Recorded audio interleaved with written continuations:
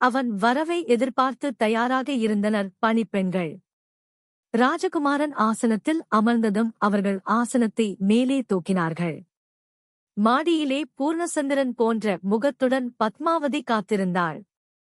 ராஜகுமாரனைக் கண்டவுடனே எழுந்திருந்து வந்து அவனை வரவேற்றாள். அவர்கள் இருவரும் கந்தர்வ விவாகம் புரிந்து கொண்டார்கள்.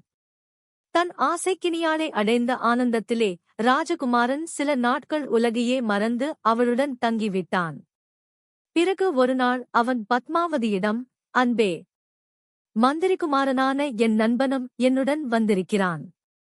உன் செவிலித்தாய் வீட்டிலே அவனை விட்டுவிட்டு வந்துள்ளேன். அவனைப் போய் பார்த்துவிட்டு உடனே திரும்பி விடுகிறேன் என்றான். அப்போது பத்மாவதி தன் காதலனை நோக்கி, உங்களை ஒரு விஷயம் கேட்க வேண்டும். நான் காட்டிய ஜாடைகளின் உட்பொருளை நீங்களாகவே உணர்ந்து கொண்டீர்களா? அல்லது உங்கள் நண்பர்தான் அவற்றின் புதிரை விடுவித்து விடை கூறினாரா என்று கேட்டாள். ஜாடைகளில் ஒன்றுமே எனக்கு விளங்கவில்லை. மகா சாமர்த்தியசாலியான என் நண்பன் அவற்றை தன் நுண்ணறிவால் கண்டெடுத்துச் சொன்னான் என்று உண்மையே அவளிடம் தெரிவித்துவிட்டான் ராஜகுமாரன். அப்படியானால் நீங்கள் இதை என்னிடம் முதலில் சொல்லவில்லையே? அவ்வாறு சொல்லாமல் பெருந்தவரிழைத்து விட்டீர்கள். அவர் உங்கள் நண்பர் ஆதலால் எனக்கு சகோதரர் ஆவார். மற்றவர்களை விட அவருக்கு நான் முதலில் மரியாதை செலுத்தி உபசரிக்க வேண்டியதவசியம் என்று தன் காதலனை நோக்கிச் சொன்னாள் பத்மாவதி.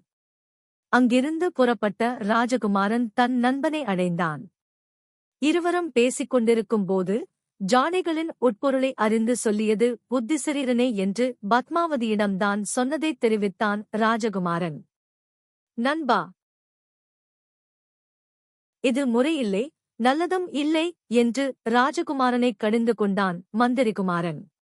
மறுநாள் காலையில் அவர்கள் இருவரும் அமர்ந்து பேசிக் கொண்டிருக்கையில் பத்மாவதியின் வேலைக்காரி கையில் பட்சணம், பலகாரம், வெற்றிலை பாக்கு ஆகியவற்றுடன் வந்து மந்திரிகுமாரனின் சௌக்கியத்தை விசாரித்துவிட்டு கொடுத்தாள்.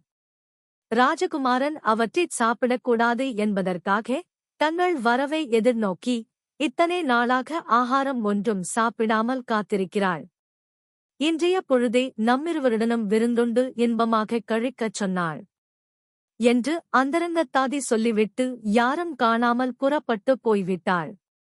உடனே மந்திரிகுமாரன் தன் நண்பனை நோக்க, ராஜகுமாரா, இதோ ஒரு வேடிக்கை, நீயே பார் என்று சொல்லிக்கொண்டே பலகாரத்தில் ஒரு சிறிது எடுத்து பக்கத்திலிருந்த ஒரு நாய்க்குப் போட்டான்.